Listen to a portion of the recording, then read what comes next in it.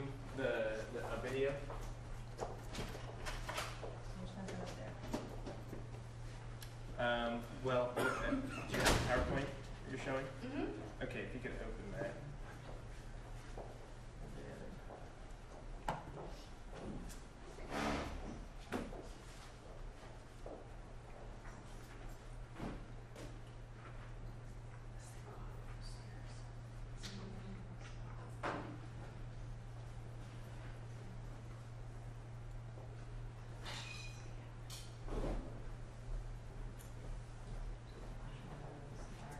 That's all right.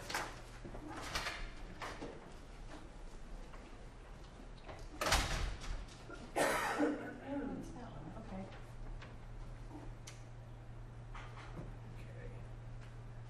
And then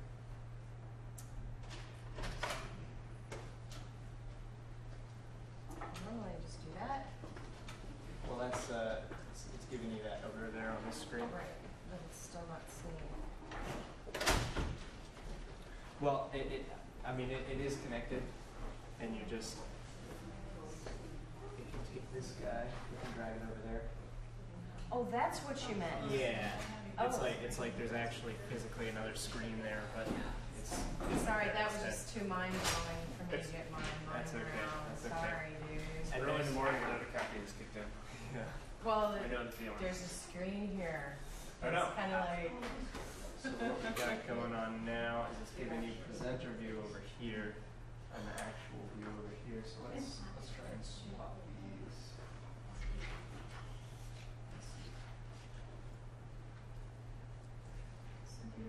Ooh, someone else.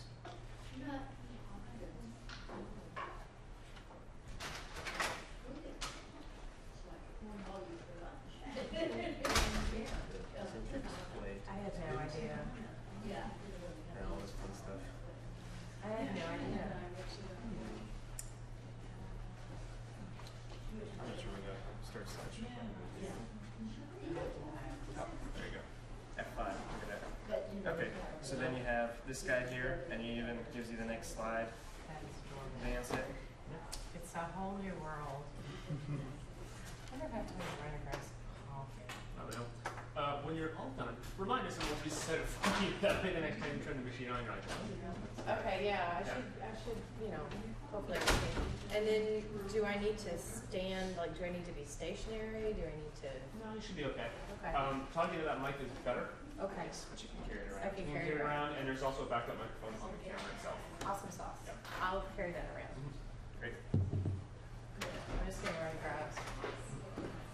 Thank you. Okay, and we have presenter or the regular view coming through here.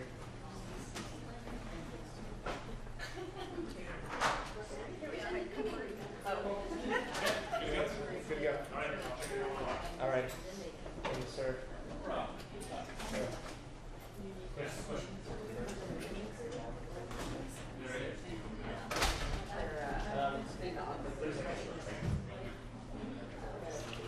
Oh, yeah, sure. Somebody else has.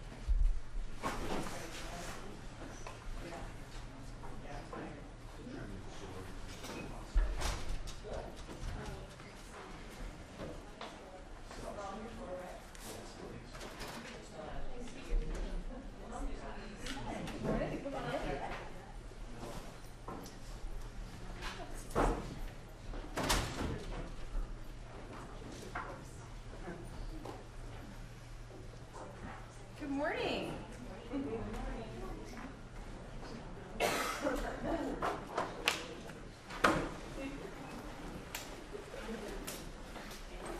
Has everybody had a fun conference? You may have heard some of my questions remotely. I was sending them in from my home, watching you all online. How did that work? Was that pretty Worked fluid? great. Yeah. Worked fantastic.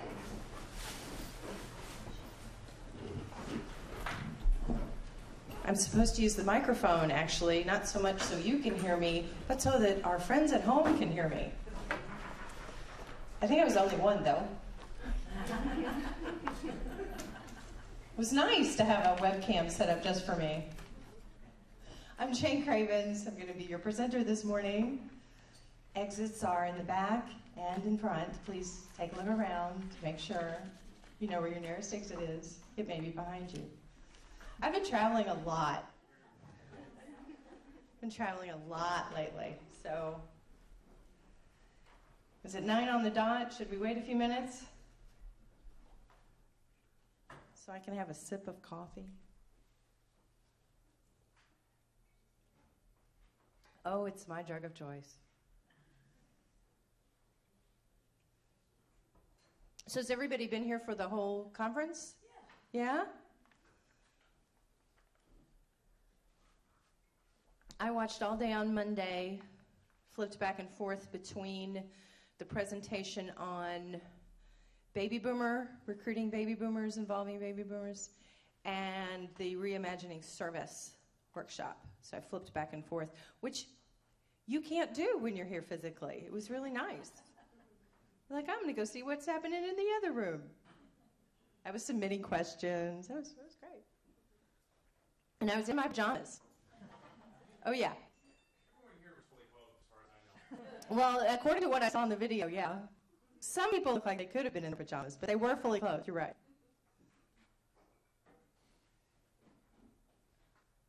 Just going to wait for everybody to have a seat.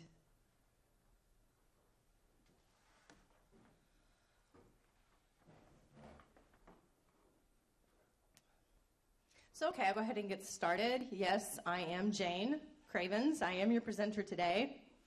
And I just want to make sure I'm presenting until 10:30. Okay, we'll have a little break. And I was just in Kentucky, which is my home state, doing training. My accent has come back, so I apologize if you can't understand me. Just raise your hand and say, can you tone down the hillbilly a little bit so I can understand what you're saying?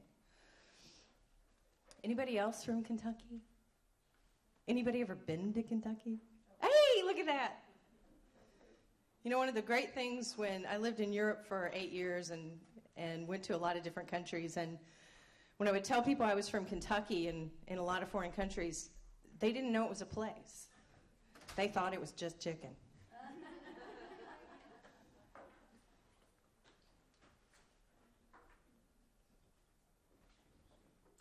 Okay, well, the title is a little bit different than what's in your program, but I assure you we are talking tech tools that can actually help you in your work.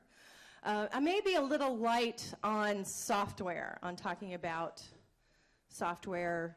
However, that said, a lot of the things I'm going to talk about today, if I don't go into depth, they are in depth on your on a web page I've done in association with this presentation. I really hate it when you come to a presentation and everybody has to take really copious notes. And what was that web address again? And what did you say the name of that organization was? So I put it all on a web page. And it's all there for you. And if it's not, then when I get home tonight, I'll put it there. Isn't that nice? TriMet doesn't have internet access yet, so we're not as savvy as you think we are in Portland. And the web address, by the way, it's kind of up there, but it's coyotecommunications.com / I think it's Pacific Cluster, or it's just Pacific. It's in here. Anyway, it was late last night. Before I get started, why did I call it Coyote Communications? Well, I really like coyotes. There's more coyotes now than there's ever been There weren't even this many coyotes back in the Great Wild West days because of our trash, because we have so much trash. There's seats right up here. It was a great name until I moved overseas and no one knew what a coyote was. So.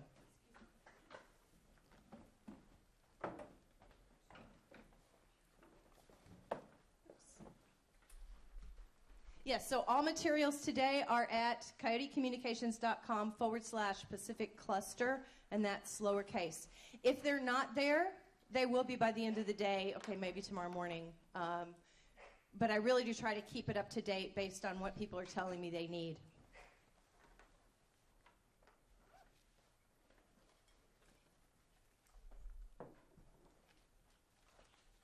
Okay, so I have a modus operandi for when I'm doing presentations. And that is, number one, there are no stupid questions. I really find in a lot of these workshops, especially around technology, that a lot of people are afraid to ask a question. They're afraid it'll sound stupid. There are no stupid questions. When I do presentations on virtual volunteering, that's how some of you may know me. I was the first researcher regarding virtual volunteering. I do a lot of training in that regard. And I had somebody ask me, okay, for online volunteers, does that mean they have to be online? Yes. And I didn't laugh, and I didn't make the person feel stupid. It's when I got home that I laughed. But here, I'm going to welcome your question. There are no stupid questions. Please don't feel intimidated. Especially around jargon. If I say something, you're like, what is that? Let's stop, and I'll tell you if I know. Everyone in this room has knowledge worth sharing. So please don't think, oh, well, you know, my experience was completely different. I'm not going to say anything. No, please do. Speak up. Tell me that you've had a different experience. YMMV, who knows what that means? Your mileage may vary. What I'm telling you today may not work at your organization, not everything. Or it may be a little different. We're all different, and all organizations are different. So don't think that I'm telling you this is dogma. Your mileage may vary. I don't know why this is little case, but let's not play gotcha. And what I mean by that is, I was at a presentation a while back, and I said, it was about virtual volunteering, and I said, you know, we've got to quit saying that there are online volunteers and there are face-to-face volunteers. You know, they're all just volunteers. And a hand shot up in the back, and this woman said, they are not just volunteers. Gotcha. If I say something and you think, ooh, wow, I disagree with that, or did she really mean that? Raise your hand or talk to me later. I probably didn't mean it the way you thought I did. So, no gotcha. Let's not play gotcha. I hate to tell you this, I don't have all the answers. Ooh. I don't. But I'll do my best to direct you to resources where you can find all the answers that I don't. And just please be present. Please participate. I know many of you have technology at this. That's great. Just please don't check your Facebook status. Unless you're talking about me, then great. Check that Facebook. Say how great I am. Like me on Facebook.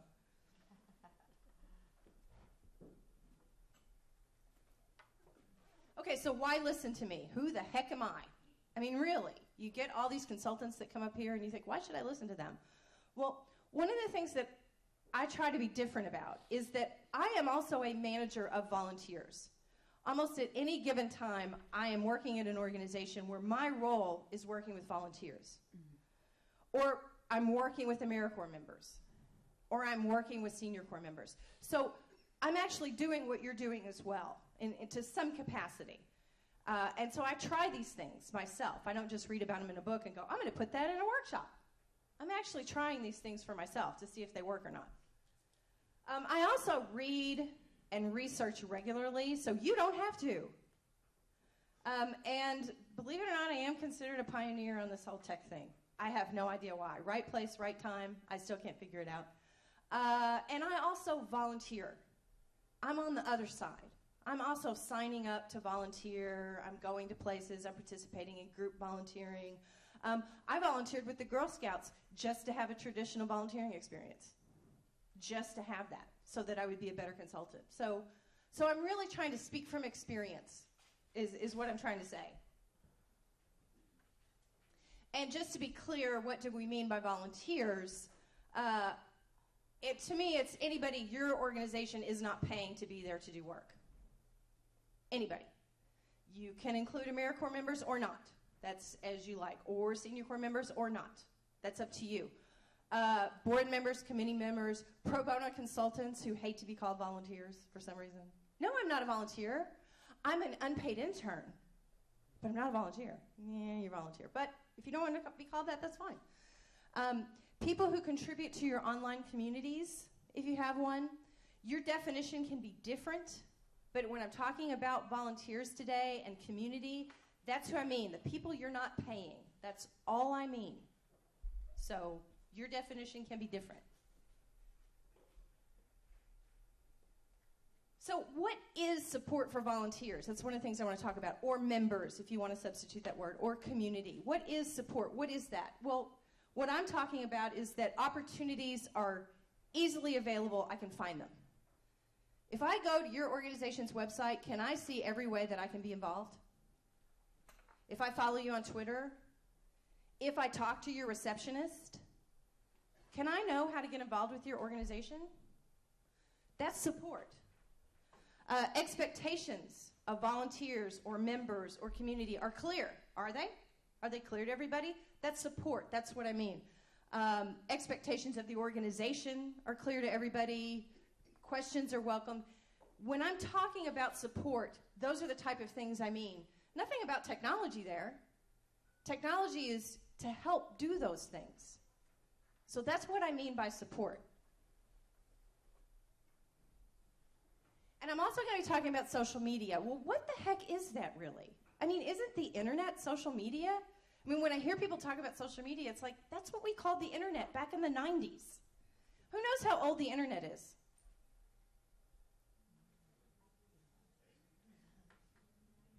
Throw out a number. Is it 20 years old? It started in the 70s. It's way more than 30 years old. It's been around. Now, it started to become mainstream in the 90s because of the World Wide Web. But there are some of us who, before the web, were using something called Usenet groups. And they were social media. But we just didn't have that snazzy name for them, that wonderful jargony name.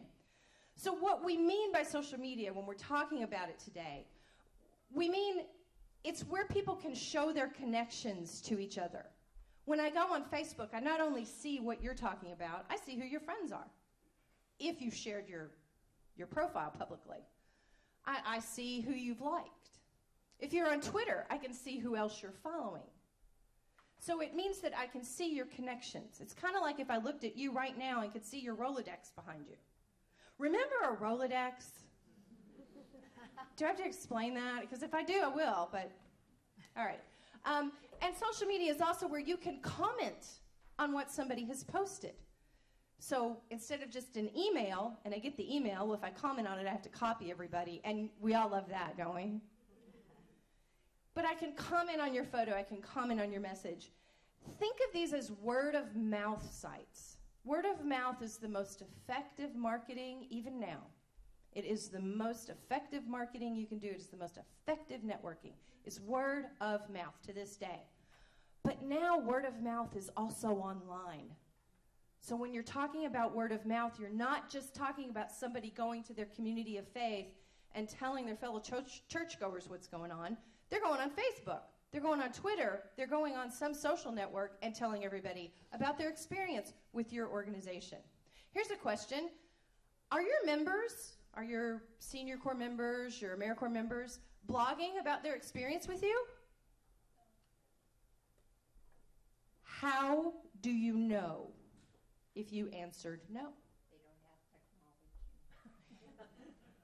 I was at my 95-year-old grandmother's recently in Kentucky, helping her with her Kindle Fire. And I noticed that in this senior center in western Kentucky, rural Kentucky, where they told me nobody's online, there were 35 wireless networks in the building.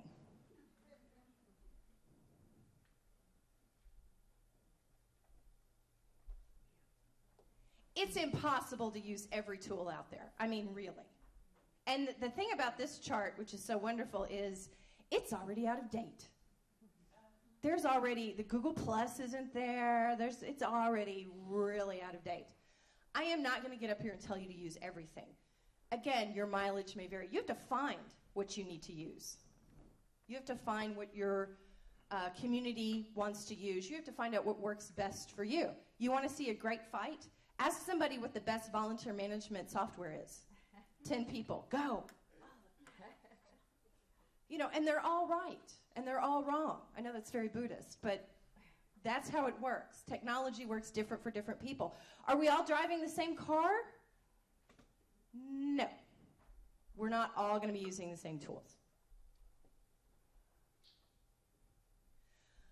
But 4 of the tools in social media that I really want to talk about, and I'll be talking about apps later, software and apps, are Facebook, Twitter, LinkedIn, and blogs.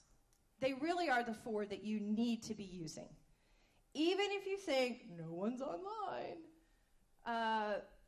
maybe the direct people you work with aren't online, but their cousins, their networks are often online. Their teenagers are using text messaging. So these are the 4 you need to be using. And again, I want to say, this is all downloadable from the webpage. Don't get crazy with your note-taking. Facebook. There are people who don't know what Facebook looks like. So I thought I'd put up a screen capture. Now this isn't, if I put up the whole thing of Facebook, it would be really hard to read. I put this up because it shows what I follow. Social networking is what you want it to be. And for me, on social networking, I tend to follow organizations that I would love to work with, that I think are doing a great job, that I believe in professionally and personally. So my Facebook profile tends not to be a lot of cat photos. It tends to be the United Nations, because I used to work for them. I want to know what they're doing. Responsible Charity, which is a great organization in India that I like to follow. Kentucky State Parks, best state park, Facebook status anywhere. So it's what you want it to be. It's what you want to look at. And your members and your community do the same. Jayne? Yes, ma'am. So we're following likes, like you like a page and you follow that page then? Kind of, yes. You follow an individual profile. You like an organization's page. Right. You like that page and they know you then follow They know you like them. Now, they're not following you. You're following them, though. That's the nice thing about Facebook now. Used to, you had to friend people, and you followed them, and they followed you, and it was ugh. Now you don't have to do that anymore. Now you can follow somebody, but they don't have to follow you. You can like somebody, but they don't have to, well, they do have to like you, really. But online, they don't have to. So you can choose the content now on Facebook. You get to do that now, the way you could on Twitter all along. Like me on Facebook. Like me on Facebook. Twitter, what does it look like? In case you've never seen it, it's just a free flow of very short status updates. There's me. I follow a U.S. State Department website. Somebody named Heather Lesson in Toronto who's doing cool things. Crisis mappers. This is what I follow. Your feed is going to be different. LinkedIn. What does it look like? Well, kind of the same thing. You can look at a person and see who their other connections are, and that's really valuable for recruiting board members, for seeing who works where. LinkedIn's pretty awesome for that. It's very underutilized. You can also look at profiles. You could screen people before you accept them as a member. That's perfectly acceptable on LinkedIn. That's public information that they're publishing. If they don't want it published, they'll unpublish it. But it's perfectly acceptable to look at someone's LinkedIn profile, if it's public, to see, well, do they have the credentials they say? Where have they worked? It's just like asking for somebody's CV. If they don't want that information shared, they won't post it to LinkedIn.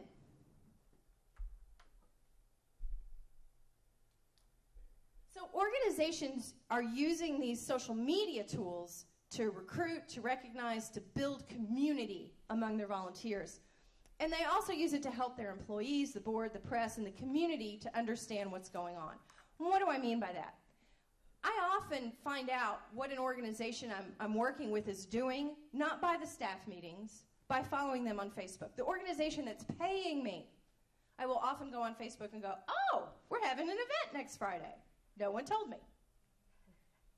So when you're thinking of publishing this information online, on blogs, on LinkedIn or whatnot, you're often communicating with your own employees because sometimes messages don't get through. How many of you have heard of this restaurant? It's kind of obscure. It's called McDonald's. You've all heard of McDonald's? Really? Why do they advertise? They want to keep you on their mind. They want you to be thinking about their food. Well, that's kind of what you have to, if you think your employees heard you that on that memo you sent, come on. People need to hear a message over and over and over again. So I never understand why organizations don't say, hey, employees, follow us on Facebook. We can't see your Facebook activities if you've made them private, but you can see what we're doing. And maybe, just maybe, you might find out something that you didn't know we were doing. I used to work for the United Nations, and I worked for a division called the United Nations Volunteers, which is basically the Peace Corps for the UN. And I worked in the online volunteering section, but I tried to stay up to date on everything. What are they doing? Where are they? You know, has a volunteer died? Where do we have the largest number of volunteers? I really wanted to know. And I was working with the IT department one day that supports our organization, and it dawned on me that the guy I was working with did not know what UN volunteers did. He had no idea. He was the IT guy. He fixed IT connections, he set up people's computers, but no one had ever sat down with him and said, hey, here's what we do. So I did. And 2 years later, he went into the field as a UNV. So you need to be publishing this information online and encouraging your own employees and staff to be reading it. It will help them to be able to verbalize what you do to their friends, to their community of faith, to people at the bar. So there are some great organizations using Facebook. And one that I love is Peace Corps. And I think Peace Corps has a lot of lessons for national service. A lot of lessons in how they use social media. If you are not following Peace Corps on Facebook, you need to be. They do a great job of talking about what their members are doing, talking about the challenges their members are facing, sharing photos that their members have shared with their family and friends, talking about how to apply, and they talk about that again and again and again, just as you have to do with AmeriCorps, Senior Corps, or other national service, where you constantly have to tell people how to be a part of it. And they do that. They do that with new photos and news stories. They're amazing, and if you're not following them, you really should be, just for best practices. Another great organization to follow is VSO, and that is basically the Peace Corps of England. They're even better. They do an even better job of talking about what their volunteers are doing, and these are professionals that are giving up 6 months, 2 years to go serve in the field. If you aren't following them, you need to be. You will be schooled on how your service program can use Facebook. Another great case study is Computer Aid in London. Computer Aid takes old computers and refurbishes them and gives them to nonprofits. Great organization to follow, just to learn how to use Twitter, just to learn how you could. There's some of their updates. Again, you can download this. We won't say. I mean, things like, we're refurbishing 490 PCs for schools in Kenya this week. They'll be distributed through our Kenyan partner, CFSK. You're doing something just as exciting. Come on. Tweet about it. Let people know about it. And then a blog example that I really love is out of Washington State. Anybody here from Washington State? Woo! Got some great social media users. The Mount Rainier Volunteers has their own blog. And I love that. I love that it's not tucked in underneath somebody else's blog. It's just for the volunteers to share their stories. And a lot of this is generated by the volunteers themselves, by their members. You know, a lot of your members have smartphones, and they know how to use them, and they're generating content. Grab it. Ask for it. So some Facebooks, this is, again, you can download this, but some stars that you could follow to really learn how to use this stuff. On Facebook, Humane Society of Henderson County, Kentucky. Woo, my hometown. Peace Corps, as I said. Forest Grove Fire and Rescue out of Oregon, which is my current residence, does a tremendous job of communicating with the community, not just about calls that they've had, but right now, I don't know if some of you heard, 2 little girls were killed 2 days ago in Forest Grove, 2 blocks from where I live. It's tragic. And they have used their Facebook page to tell people where to donate, to give people updates, to tell people what not to do. Okay, no more stuffed animals. It's really hard on the family, please. It's a wonderful, wonderful, wonderful site. And my husband is a volunteer firefighter, so had to put that up there. Planned Parenthood for Teens. I really like this Facebook page because it's focused specifically on teens. So it's going to have a little bit of a different flavor than communicating with an adult. And that's one reason it's really worth following. Kentucky Opera. Did you know we had an opera? We got class. And they do a great job of communicating about the arts to a state you wouldn't think would be really into opera. And it's a great site to follow. On Twitter, 4 things you should follow to learn how to use this and how you might be able to. One is called Fair Girls, which is an anti-sex trafficking organization, really wonderful. Volunteer Match. And that's not, they don't just post things that, you know, they're a recruitment site. You recruit volunteers through Volunteer Match. What's nice about their Twitter feed is they talk about volunteer management, good tips for working with volunteers. I have this thing up, VT Digital Econ. It's a tiny, tiny organization in Vermont that's promoting digital economies. And I love it because it's small, and it shows you how Twitter isn't effective if you have 2,000 followers.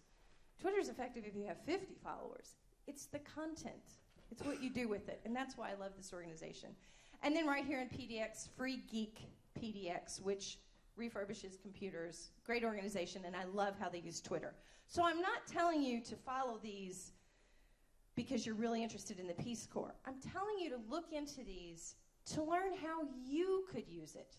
Steal ideas. You think that's not what I do? That's what I'm a consultant. I steal ideas. Steal their ideas.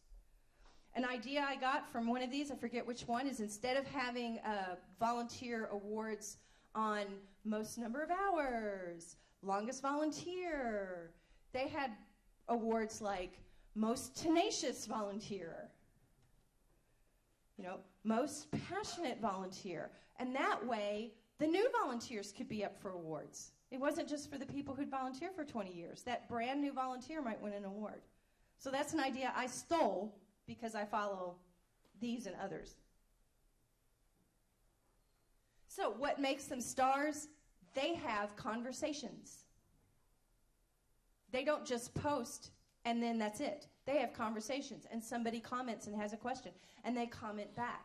They have conversations. It's updated at least twice a week.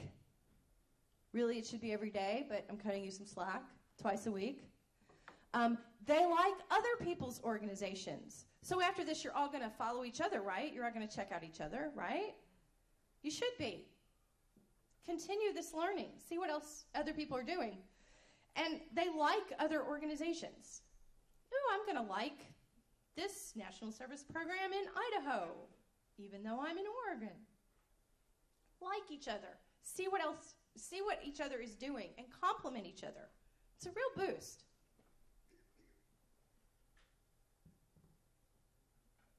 So I've said all that, and now I'm going to say the most important thing to get started is to make sure your website is up to date. Why? Why have I just talked all about social media, and the first thing I say to get started is make sure your website is up to date? Because it links you to the other things. Because it links you to the other things. Anybody have something to add to that? It's what comes up on the Google search. The Google. It is the Google, the Twitter, the Facebook. Exactly. Your website has got to be up to date. And what I love is when people say, well, the webmaster said there's not enough room on the website for my information. Love that. Or he doesn't have time. Start your own website. It's much easier to ask for forgiveness than permission. Start your own website. They won't notice for months. And it's true. People have taken this advice, and they're like, 2 years later, somebody comes along and goes, we didn't know you had your own website. Yep, we do. You also need to decide if you're going to create separate accounts. Maybe you want one just for national service. Maybe you want one to talk about all the community. You know, that's the nice thing about Facebook now with the pages. You can create as many pages as you want to. I have a page for me as a business. I have a page for me as a traveler. I love to travel. I travel by motorcycle, and I like to update. And I figured my clients might not like to hear about where I went camping in Wyoming, so I created a page just for me, the traveler, that you can like. You can do that too. You can create a page just for your national service. You can create a page just for your volunteers, as you like. It's up to you.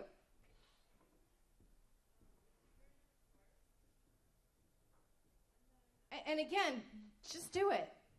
It's easier to ask for forgiveness than permission. I love when people tell me they can't do it. I decided to volunteer for the first time for a government citizens committee.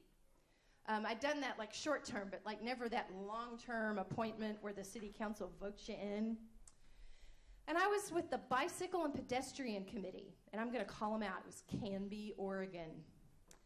And so I started a Facebook page for our committee, and I was going to update this, and they were like, oh, you have to take that down. You have to take that down. There's a law in Oregon, and everything we publish has to be printed out and available in our office. And I was like, really? Wilsonville has one, Oregon City has one, Portland has one, Salem has one, Eugene has one, but Canby can't have one. Oh, well, our attorney, blah, blah, blah, blah, blah. So I changed the name of the page to Friends of the Canby Pedestrian and Bicyclist Committee. Everything changed because it became Friends of. And I had a thing saying, oh, this isn't the official Facebook page. These are just people that really like the committee. I'm awful, really. I can't believe I haven't been thrown out of a country yet. I know. I'm just traveling. I'm sorry. I didn't know. I'm an American. I had no idea. So you need to build your strategy. And this says volunteers, but you can substitute whatever word you want. What do you want from Facebook use? What do you want from your website? What do you want? Tell me now. What do you want from that? You want more volunteers? Tell me what you want. Tell me what you want, what you really, really want. No. You want skills-based volunteers. So you're going to build a strategy. You're going to post opportunities that are clear that I go, I'm a web designer. They need a web designer. What else? What do you want? What do you want out of this? Don't think, how am I going to use Facebook? Tell me what you want from it.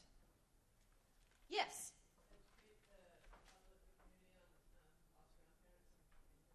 You want to educate the community about foster grandparents and senior companions. Because most people don't know what that is.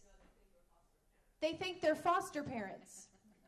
And that's absolutely true. I've heard that before. And I'm like, no, that's not what they do. Here's a great idea. Think about what your top 10 frequently asked questions are when somebody calls your organization. Do you know what they are? You know who knows? The receptionist, the person who answers the phone. When I used to do website development. And an organization that shall remain nameless, the Points of Light Foundation, called me. This was back in the 90s, and they wanted a website. And so I said, great, and we went in, and I said, okay, I need to talk to your receptionist. And they're like, no, we've got the marketing director, we've got the development director. I'm like, that's great. The first person I need to talk to is the person who answers your phone. And that was why. What were the top 10 reasons people called? Build your strategy around that. So that means your Facebook status updates once a week may be, where do you park? That's okay. It's not sexy, but it's needed. What else do you want? What do you want from this? You want to use Twitter, and as a result, this happens. Yes, ma'am. You're using it to tie yourself to the agencies. And can you say what you mean by that? As well as, recruiting and publicizing the wonderful things that volunteers are doing. But we're creating greater links with our agencies. If they've got a particular event coming up or whatever have you, we'll post it on our Facebook page. They suddenly become really aware that we're value added. Real, so there's a great story right there. They're using their Facebook page to connect with other organizations as well as to recruit. And suddenly people are aware of all these great events. And as someone else said, they're suddenly realizing we're value added. We need to be at the table. That's great. That's a great story. Thank you. Yes, sir. I had my members start their own page, the group page, so I'm not included. This is for you guys. In hopes that peer-to-peer would improve retention. It has not yet. And so I'm just grappling, listening to what you're saying. It really makes sense. I'm trying to figure out how can I improve retention with Facebook. I'm in contact with my members a lot, but I'm losing them just the same. And so their own page, which I haven't been to, apparently isn't helping numbers. But. Okay, so this gentleman has told a story I have heard many times. It's a great idea. He started an online community, and he used Facebook for his members for peer-to-peer support. It's a great story. Most of the time, those communities fail, and yet I tell people all the time to start them. Just as this meeting has to be facilitated, just as this conference, we have to bring you together, we have to create networking, we have to give you topics. An online community is similar. Often to get it started, to get it rolling, you have to create, it can feel artificial or it can feel perfectly natural, events or topics to get the ball rolling. So you may need to introduce topics every week. The topic this week is blah. You also, I found, need to allow some off-topic posts.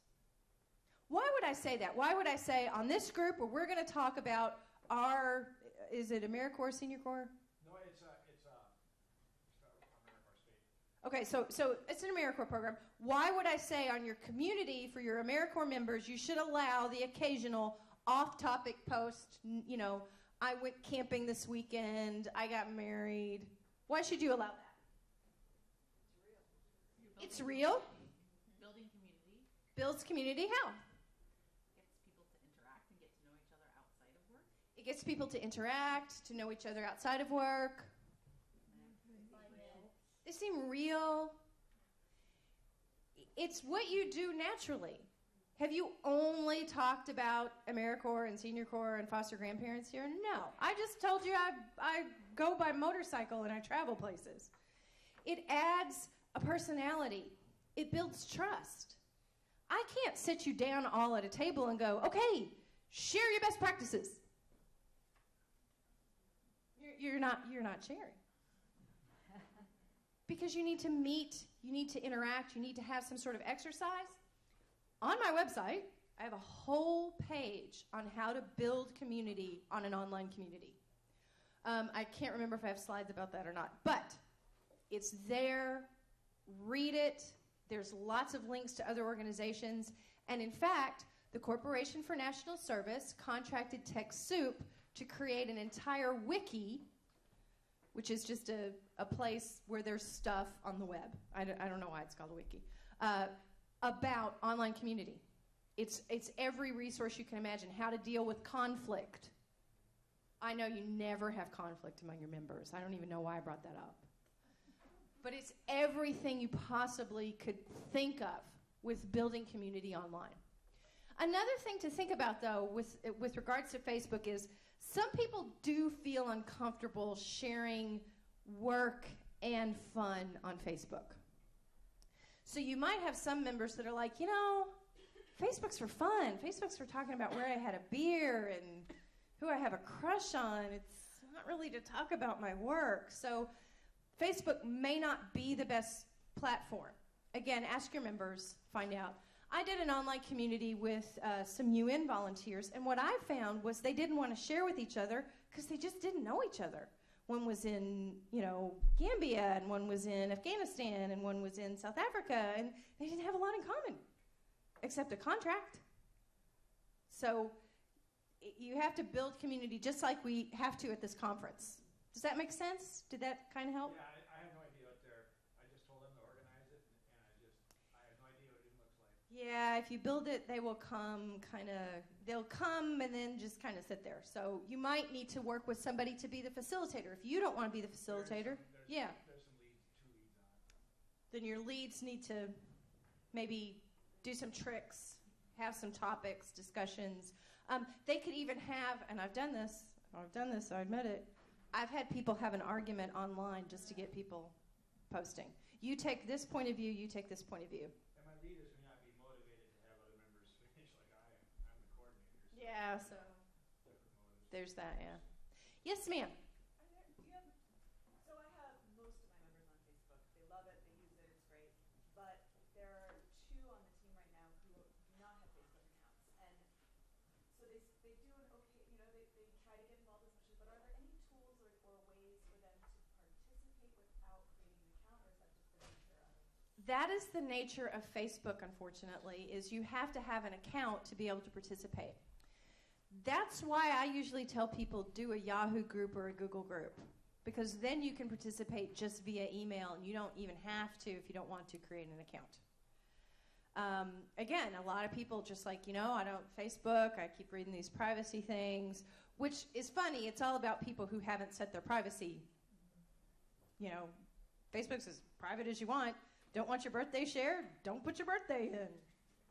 But that would be a good alternative. Now, the only thing about that, though, is Facebook is so in your face. It so prompts you, where Yahoo Groups doesn't as much.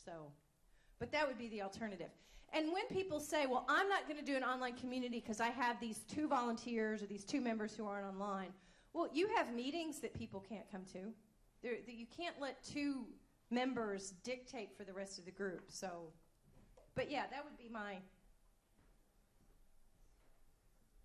Good questions. Yes.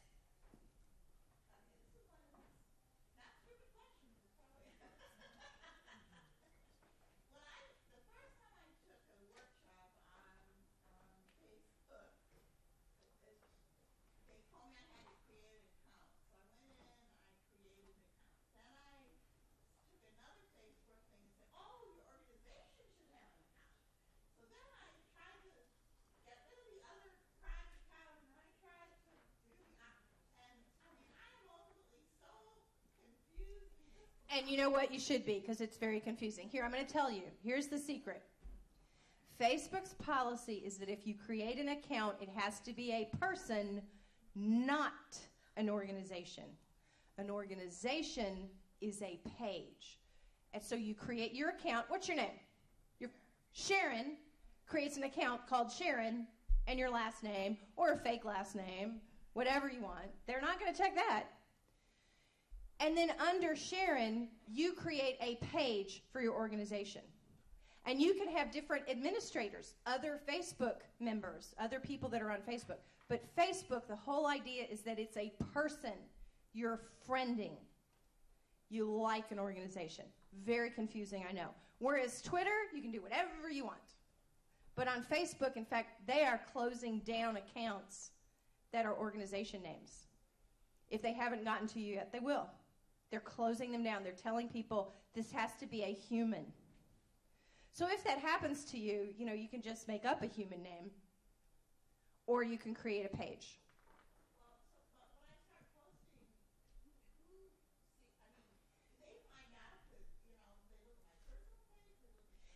You should be encouraging people to look at the page, not your account.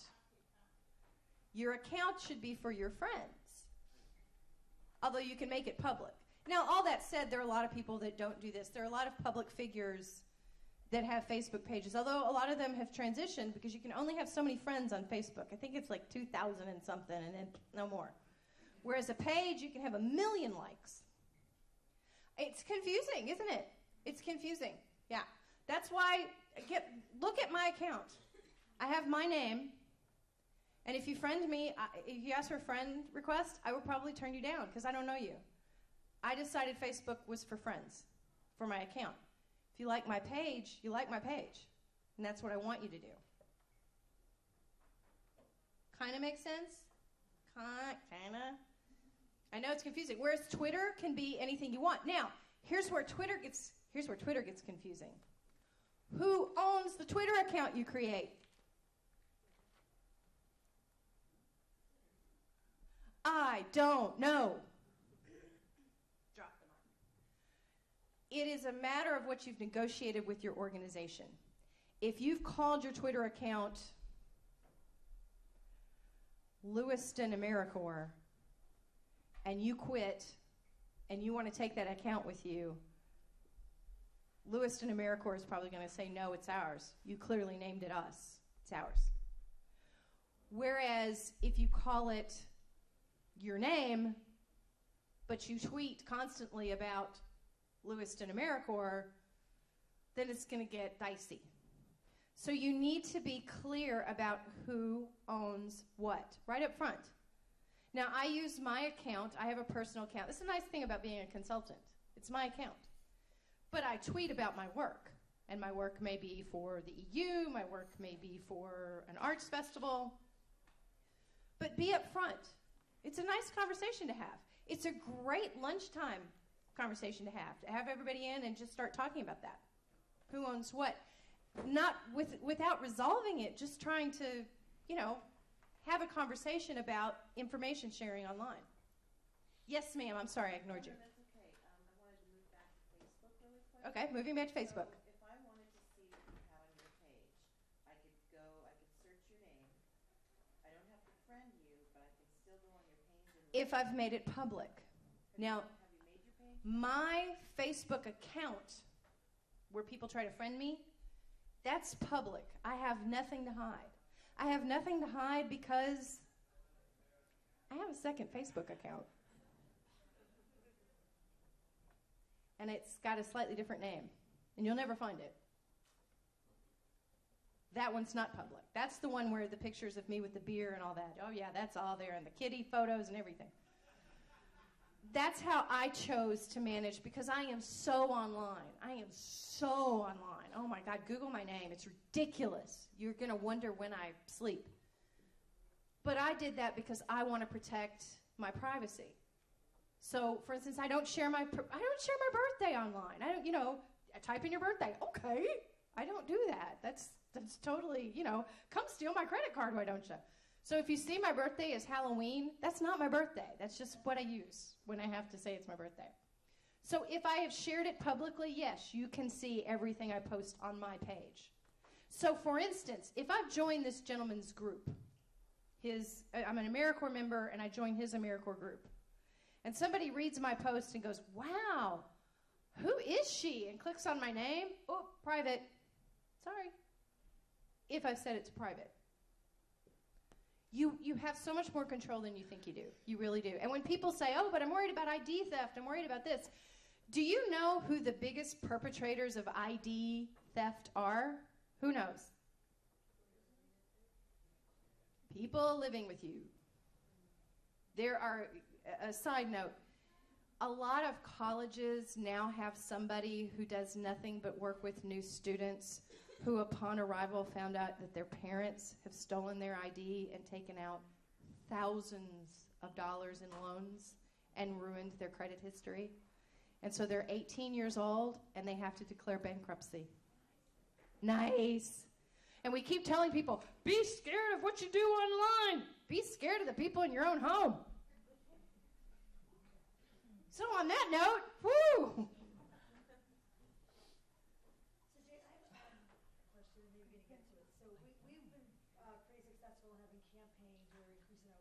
So you've had campaigns to increase your likes. Great. But we haven't changed their behavior. And the behavior we want is people like us, then to become a member and or a volunteer. Okay, so they've got lots of people to like you, but you haven't turned those likes into memberships or volunteers. Let's crowdsource that right now. Don't you love that term, crowdsourcing? It means we're all as a group going to discuss this, but we have to use crowdsourcing. That's the new jargon. So what would your advice be to her? She's got lots of likes for the Facebook page, but those people that are liking the organization are not then transitioning and becoming members or volunteers. So what's your advice? I'm going to take the microphone to you. Oh, come on. You have advice. Okay, here it comes. I'm Phil Donahue. Ask. Ask just once? Ask them to volunteer. Ask over and over. Ask just on the status update? I don't know. I don't know how to use it. And yet she does. You ask repeatedly, say again and again, here are great opportunities. Don't just, I do a whole workshop on messaging, a whole workshop. And I stole this from another consultant. Have you ever heard a restaurant say, wow, we've got all this food. We've got too much. Would you come down and eat it? Ooh, wow, that makes me want to go.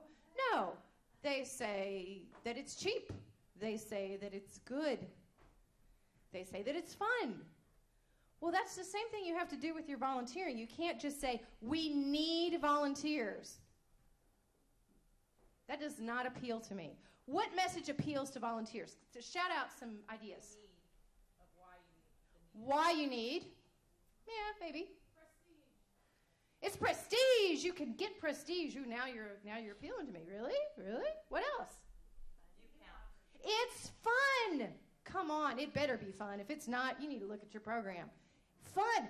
Why is it fun? Say why it's fun. Tell me some other, not just I need volunteers. Give me another message. Make friends. You can make friends. I had somebody say, well, I don't want volunteers that are lonely and are just doing this to make friends. Why not? That's a lot of times why I volunteer. Listen, I am 47 years old. I am the same age Kurt Cobain would have been. That's how old Generation X is now. And I have never volunteered because somebody said, we really need volunteers. I've never volunteered to be a nice person. I volunteered because I'm really angry, or I want something, or it sounds fun, or it could lead to a job, or I had a crush on somebody, and hey, it's a great way to be, you know. All those other reasons. Does that make me less of a volunteer than the person who went, I just want to help. Use me however you want. I'll do whatever you want. Those volunteers are gone. Does that help? The more specific you can be about volunteer needs. Right now, I am recruiting for Adelante Mujeres in Forest Grove, an IT person to help them create a database. And they're already overwhelmed with applicants because I use Twitter and I ask people to retweet it. And I really pushed the mission of Adelante Mujeres because I thought it really speaks for itself. It's an organization that empowers Latina women to start businesses, to become, financially independent. And it just burned up the Twitter sphere. Everybody was resharing it. Because I knew that would be an appeal. And it would be like, I'm an IT manager by day, but at night and on weekends, I empower Latina women. I knew it would be an appealing message. And so mix it up, lots of different messages. Any other advice for how to get members via her status updates? Yes, ma'am. It's the other place where linking ourselves to those agencies really works out and makes your work less. And that is when they're writing their need for a volunteer opportunity, they're going to be as specific as they can be. They're going to be as enticing as they can be. They give us a little bit of license in case you want to jazz it up a little bit. But you don't have to do all the work yourself. You can cut and paste, you can pick and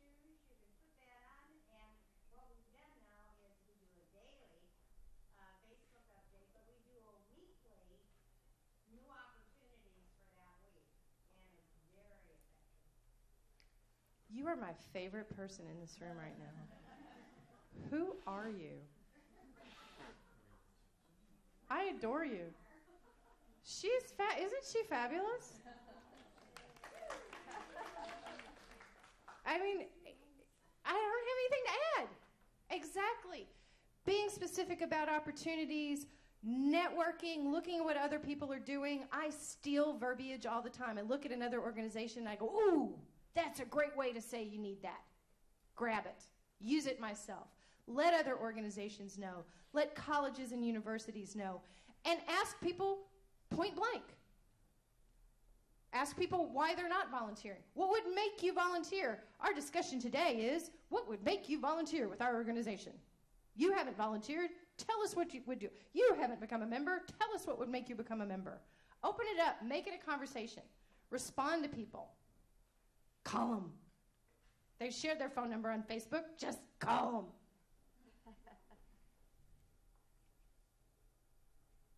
So I want to emphasize words, words, words. The words you use are very important. If you're not using your city's name in your tweets and your Facebook updates, how are people going to find you if they're just looking the word volunteer or national service? So if I type in Portland volunteer, I look to see what comes up on Facebook, on Twitter. Test it yourself. Think about the words you use. You need to use your city's name. Yes, there are a lot of cities with the same name in the U.S. So look to see how other people are talking about your city. Do any of you know Martin Cowling? He's a consultant in Australia. And we like to send each other tweets that we find of disgruntled volunteers. Because your volunteers are tweeting about you. You don't think they are, but they are. And we love to send each other. We find like somebody who's in an orientation and they're miserable and they're like, I'm in the American Red Cross orientation and blah, and it's awful. And I'm like, oh. How do I find them? Well, I type in names. I type in city names and the word volunteer. I type in organization names. You need to think about your words and will it help somebody find you? If I look at your Twitter feed, can I tell what city you're in? You know, words are still very, very important. So your city name, your county name, your organization name. I've been to websites where the organization name is never on the website. They've got it in a graphic, but it's never in text on the website. Doesn't come up on searches. Here's a good recruitment tweet. It's from Safe World for Women. Do you have a passion for women's rights? Find out about volunteering from the comfort of your computer. I'm going to click on that link. I'm going to click on that link. It doesn't say, we need volunteers. Please help women. We need help. It's, do you have a passion for women's rights? Somebody's either going to say yes or no, and those yeses are going to click on the link. Now here's a good engagement tweet. Celebrating National Poetry Month with a backcountry gear haiku contest. $500 in prizes from backcountry.com. This is from an organization called Trail Space. Why is that an engagement tweet? Why have I called it an engagement tweet? It's an event, a response, engaging. It's not just saying, here's an event, come to it. It's, here's an event, participate in it. Write a haiku. Haikus are great. We all know what haikus are. You remember the 575? Yeah. That's a great contest you can have. Just please mention your volunteers. This is something that I emphasized earlier, and I want to emphasize it again. Don't just say you need volunteers. What are volunteers doing? Sometimes your recruitment message is, here's our volunteers having fun at a book drive. You've never said you're recruiting volunteers. You've showed volunteers having fun at a book drive. I want to be a part of that. Show me what your volunteers are doing. If they're sitting in front of a computer, take a picture of it. Ask volunteers to give you pictures. Make sure you have photo releases. That's pretty easy to do. It's shockingly easy. You'll have some people say no. Listen, I worked in Afghanistan where supposedly No one wants their picture taken. I never once had somebody say, don't take my picture. I would always ask beforehand. I would tell everybody who I was, and everybody was fine with it. No, but you're going to have people that say no, so you just, if you put up a photo and somebody says, I know I signed a photo release, but I want that down, take it down. It's fine. You're not going to get sued for that. I promise. Thank volunteers. Thank them, thank them, thank them on Facebook, on Twitter. Thank you, volunteers, for cleaning up that beach. Come up with something to say about what your volunteers have done. That's another great recruitment message. Ooh, what's that about? Ooh, that looks like fun. Mention volunteers by name, because that makes their name come up in searches. I want to thank Mary Smith and link to her name in Facebook for that fantastic job she did organizing such and such event. Mary Smith sees that in her Facebook status, in her newsfeed, and goes, yeah. I love to get mentions on Twitter. Oh, I get all of Twitter mentions on Twitter. People love to hear their name. They love to see their name. Ooh, look, there's my name. Look, hey, look, my name.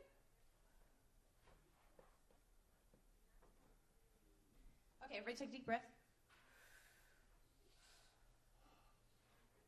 Do you have any other questions about Facebook or Twitter? Does anybody have their mind changed?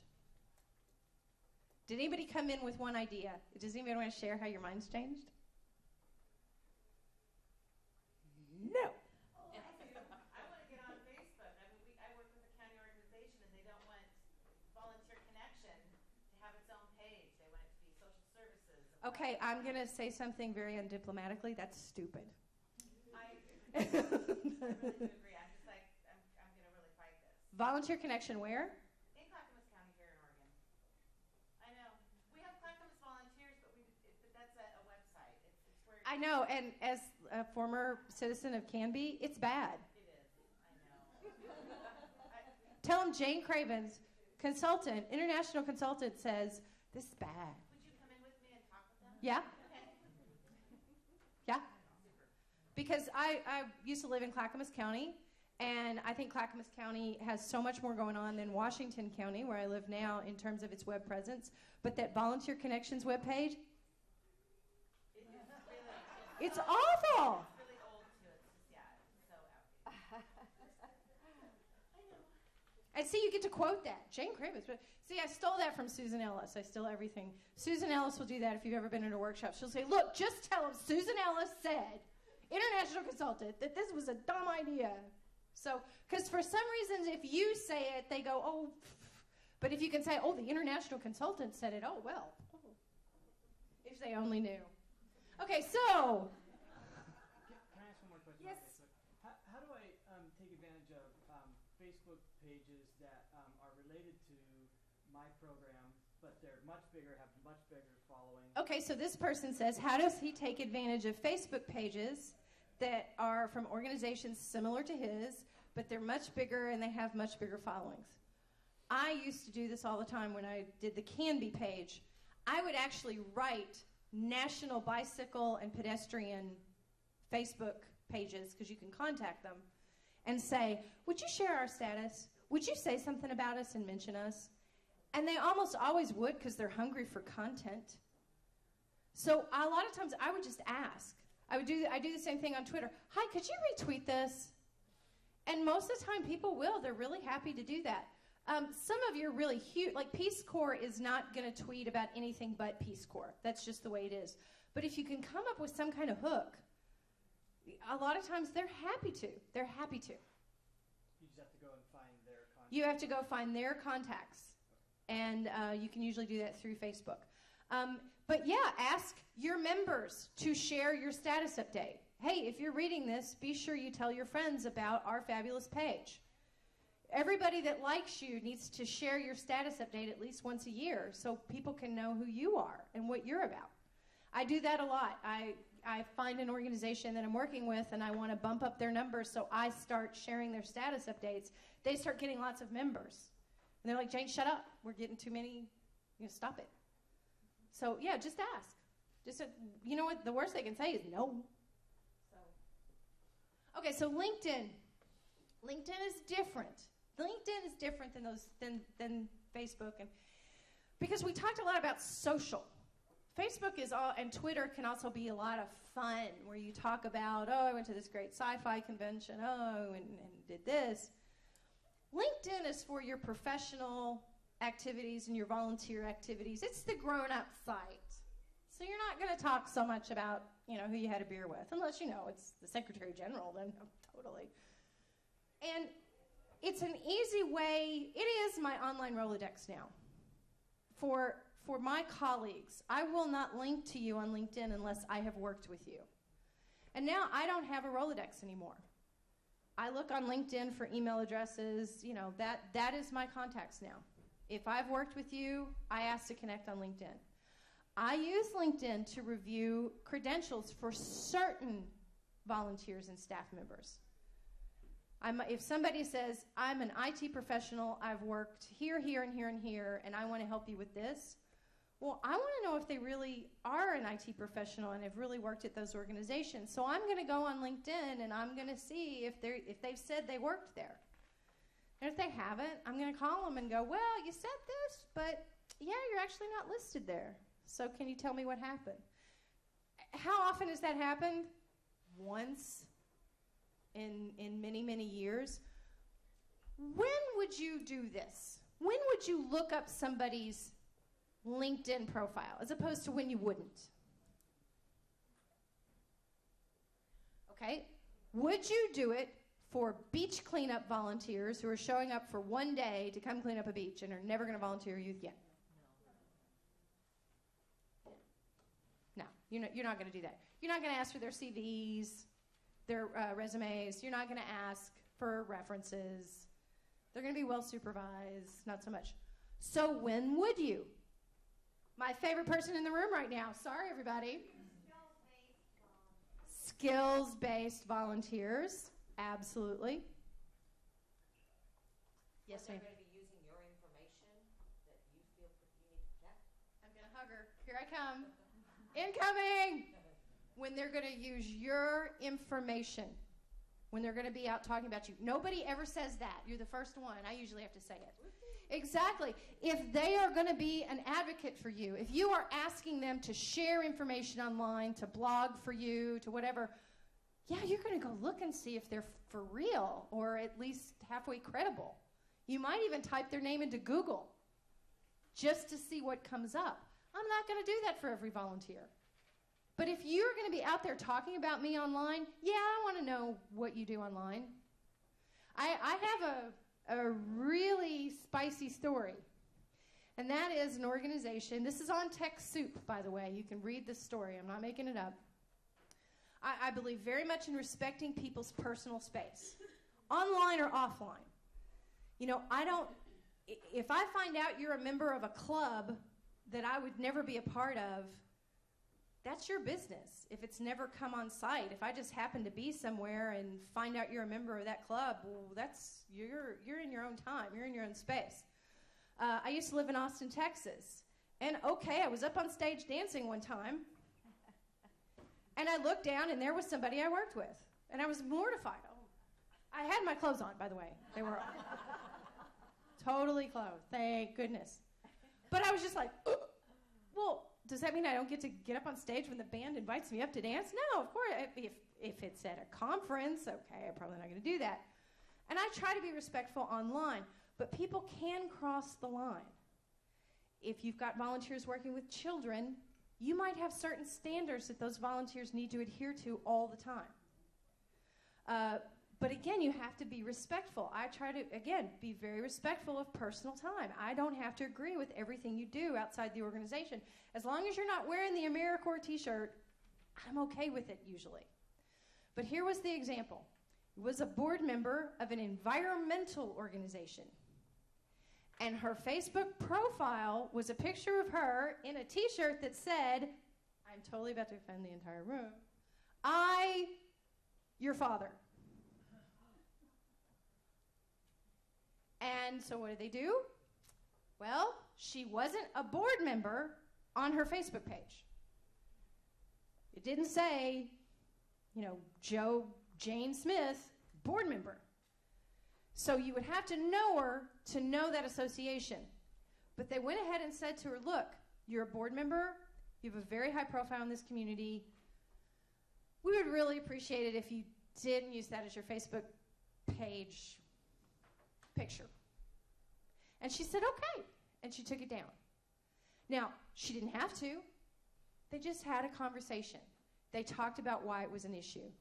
But they asked her. They didn't tell her. It wasn't a violation of policy, and it was never going to be a violation of policy. You can't write a policy that's going to prevent that for an environmental group that doesn't work with children, and you can't. They asked her. You can ask people. You can have conversations. That's why I tell people when you're going to develop your online policy, develop it together. Sit down with everybody and go, okay, we're going to develop a policy. How would you feel about this? How would you feel about this? Have the conversation that gets them to buy into it. So anyway, so LinkedIn is different. It's much more about credentials, skills-based. That's when I use it the most. I also want to remind you to use the event and calendar functions on Facebook and on LinkedIn. Sometimes if I can't remember an event and I go to your webpage and, oh, it's not there because you don't update your webpage, I'm going to look for it on LinkedIn. They have a calendar function where you can announce events. Be sure your events are there on LinkedIn, on Facebook, so I can find them. You can even use Facebook as your RSVP system. However, it will leave out anyone who's not on Facebook. So maybe not a good option. And I just want to emphasize again, you know how you're going to learn this? By following those people I just told you to. And by following me and by following each other. That's how I learned. No book. No, why are you here? Go be on social media. That's the way to learn how to use this stuff. Okay. Oh my gosh. Wow. This has gone really fast. It's much later than I thought. Okay. We're going to skip the blog and skip the, we've already talked about social media policies and is it okay to use, I want to talk about evaluating your activities online. This is very important. Your evaluation is not number of likes, as this lady so perfectly pointed out. Number of likes, what is that? I mean, this is not a result. I can't put that in a grant application. She gave me the thumbs up. Woohoo! So it has to be number of volunteers, new volunteers, more diverse volunteers. Why? Suddenly we have more teens. Why? Suddenly we have more 20-somethings. That's a result. Re-energized volunteers, happier volunteers. How do you know your volunteers are happy? Or your members are happy? How do you know? They tell you? Really? They just walk in and go, I just wanted you to know. I am so happy. You ask them. You need to ask them. You can ask them formally in a survey. You can ask them just at coffee. But you need to be asking them. You need to ask them face-to-face. You need to ask them online. Why? Because some people will tell you face-to-face. Some people will only tell you online. Different people, different preferences. More awareness at your organization about what volunteers do.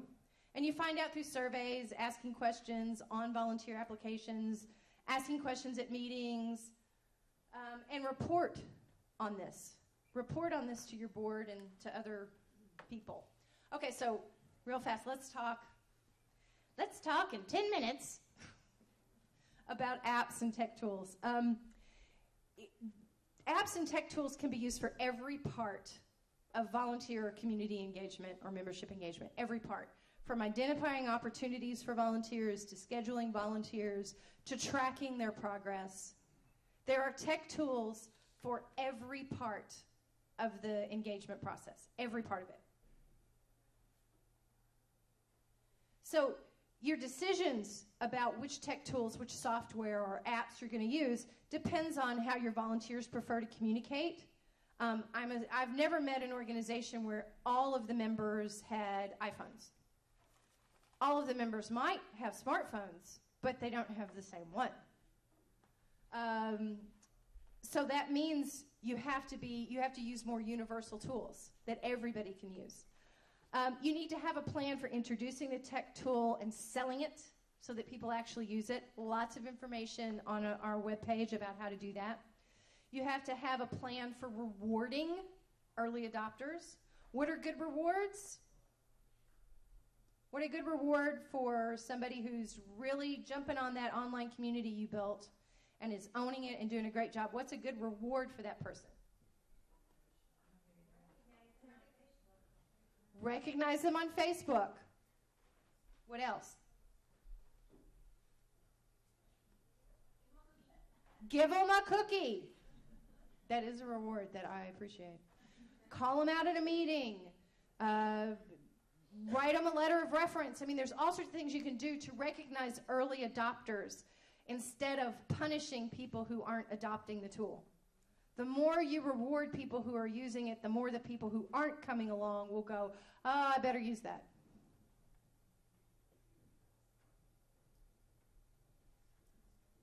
You can require members to use a tech tool only if you know they all have the capacity to use it.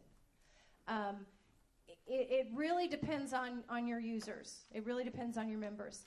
But here's the key. You have to use it too. If you're not using Twitter, they're not going to use Twitter. If you're not using the scheduling software, they're not going to use it. You have to use it too. So here are all, you ask for alternatives to Facebook. Here are all of the alternatives that I know of that are free or low cost for building an online community outside of social media. Some are free, some aren't. I've kind of fell off Yahoo groups because I don't like the redesign. Minigroup is very affordable. SharePoint, pretty expensive. Wikispaces, free. Which is best?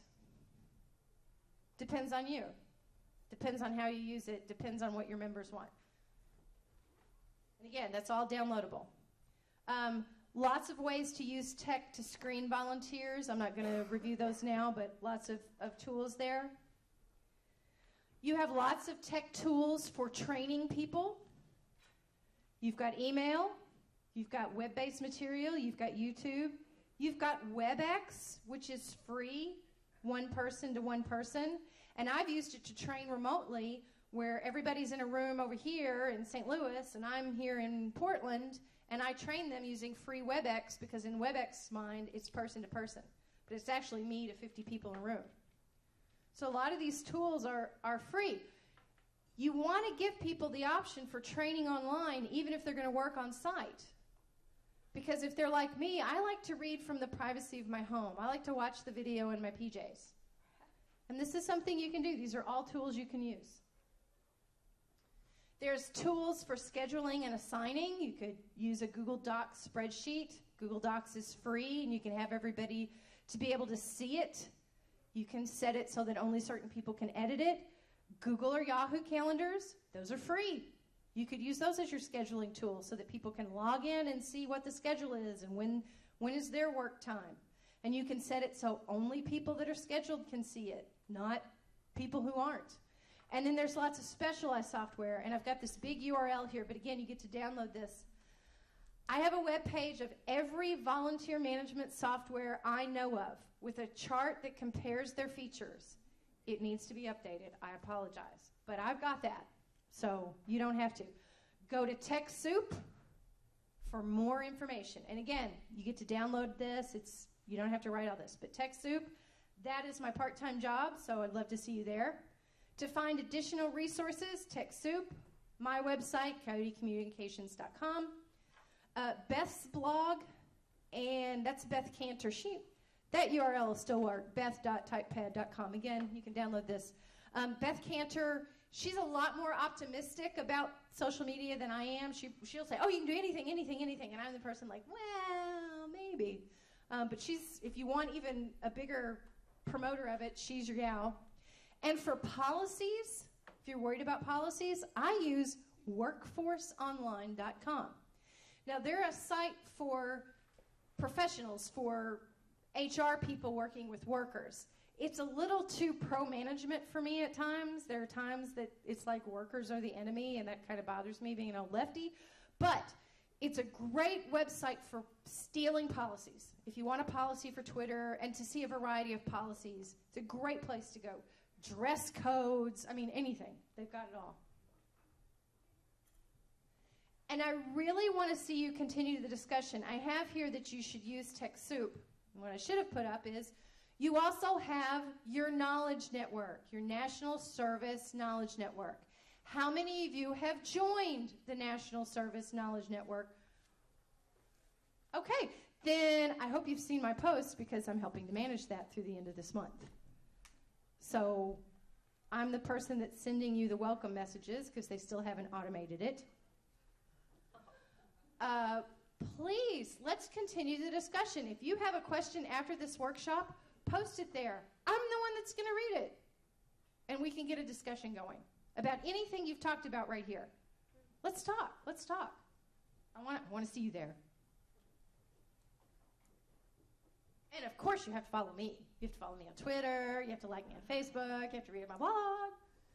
And again, that's all there. I have an email newsletter that's only on technology that you can read.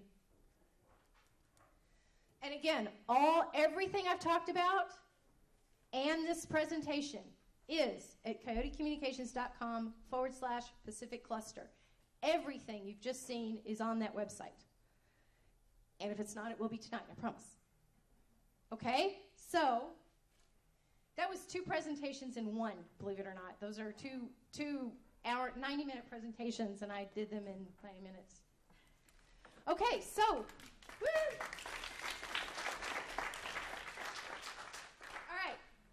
Let's finish with questions, if you have any. Yes, sir. How do you reach out to a particular demographic? Like, I'm interested in getting veterans to access their information. How do you reach out to a particular demographic? Well, the first thing I do is I'll type in, so you want veterans, and what's your city? Well, we're a national direct, so we've got Oregon and Washington. We're out of Trout Lake, Washington, which is really small.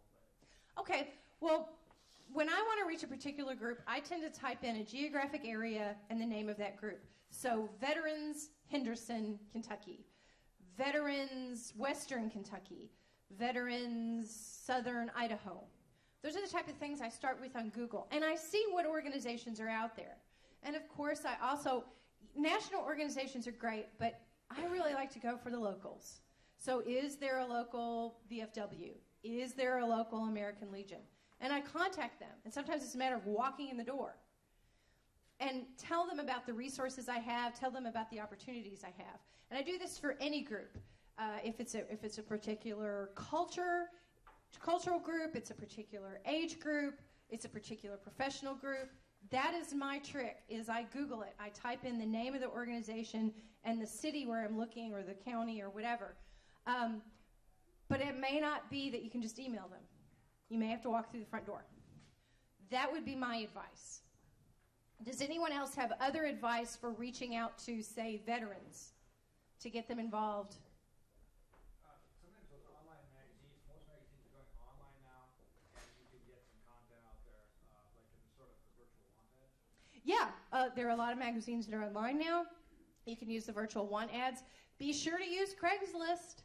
Craigslist has a volunteer section, and you reach a very particular demographic with Craigslist. It can be a little scary, but it's worth exploring. Yes?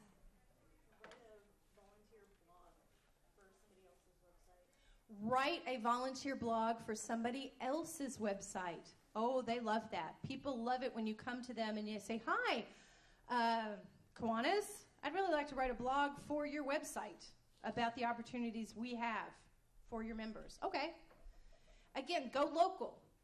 Try to go local, because the national organizations, I love them, but they're not great at trickling down. I'm much more... I got criticized by the European Union. I just did a contract with them, and I was researching virtual volunteering, and I turned in this 100-page report, and they went, yeah, it's really grassroots. We wanted something more at the institution level, at the, national, and I was like, why? They're not doing anything. So I'm a grassroots gal. Get in, walk, look for those local organizations. Ask if you can come do a presentation. Put up flyers in their bathroom. Such a great way to recruit anything. Okay, other questions? Yes, ma'am. Can you talk a little bit about Instagram? Talk a little bit about Instagram. Instagram is a photo sharing site, and unlike, say, Flickr, it's more of where you're going out and looking at other people's photos and tagging them. I have to admit, I'm not a big Instagram user. My sister-in-law, however, is out of control. And it's a great site to kind of brainstorm an idea. I usually think of it for home improvement. What do I want my kitchen to look like? And you go on Instagram, and it's pulling from different websites and sharing photos. So it's worth exploring.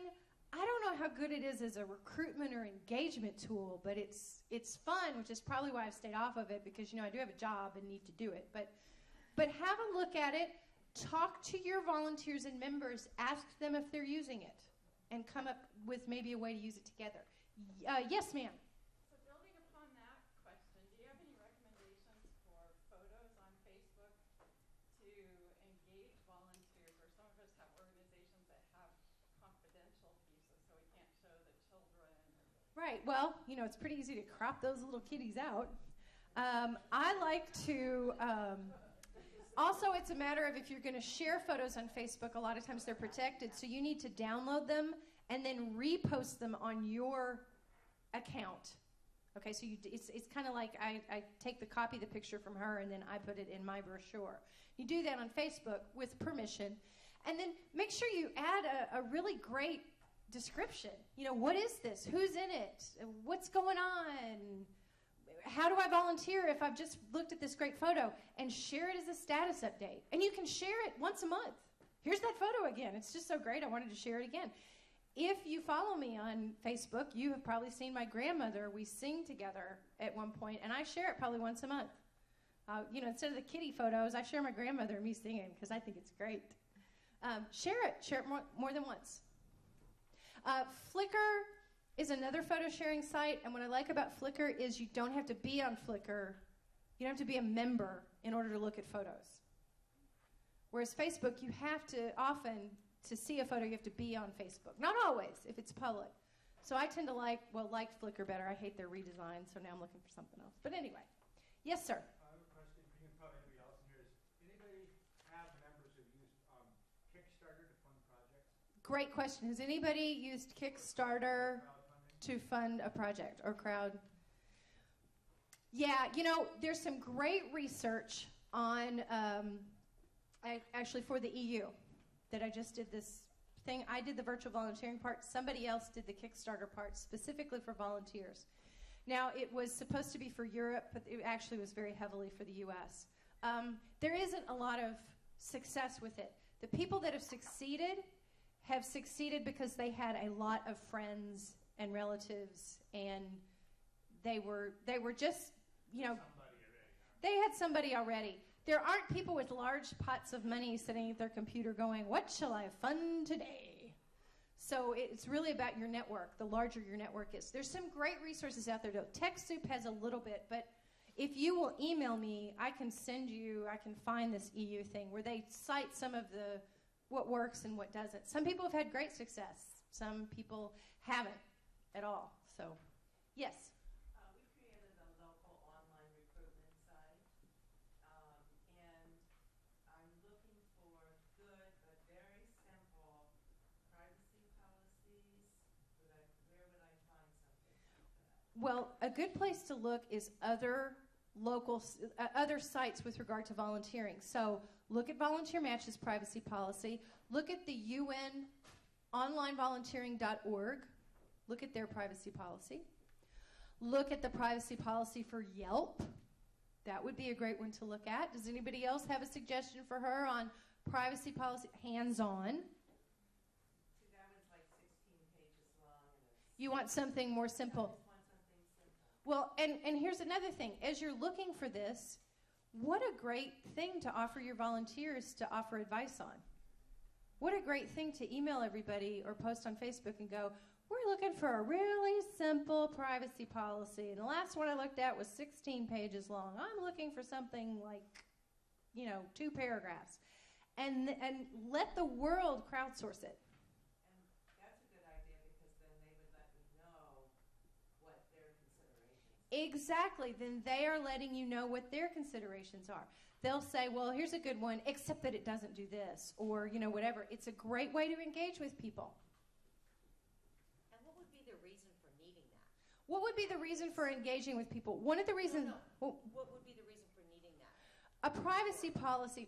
The reason you need a privacy policy is people want to know how you're going to share their information, okay? So if you are asking me for my name and my email address and my phone number and my postal address, how are you going to use that information? Are you going to sell it?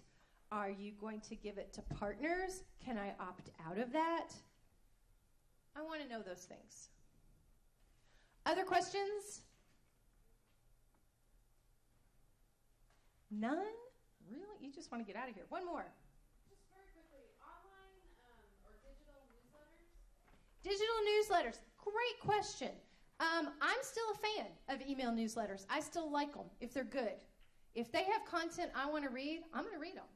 But if they are just, go on and on about the board went to Hawaii for a retreat, I don't care. So if the content is relevant to the audience, keep doing them. I tried to get rid of my email newsletter. I was going to nuke it. I'm tired of it. Everybody's on Twitter. Everybody's on Facebook. Everybody's on blogs. And I posted to my 800 subscribers, I'm thinking of getting rid of this. Whoo, not anymore. For some people, it's a preferred way. So I still do it. I do text only, quickie stuff, nothing that people have to download or display images or whatever. I just do text only. Here's what's going on. Here's great resources, blah. Okay, well, you've been very patient to go over a little time. I'm sorry I didn't have group exercises, but we just had a lot of material to go through. If I haven't answered a question, please email me. I am happy to engage with you further. You've seen the website. Everybody's got that. I'll go back one so you have it. So yes, all this presentation material, everything I've said is online. Have a great rest of the conference.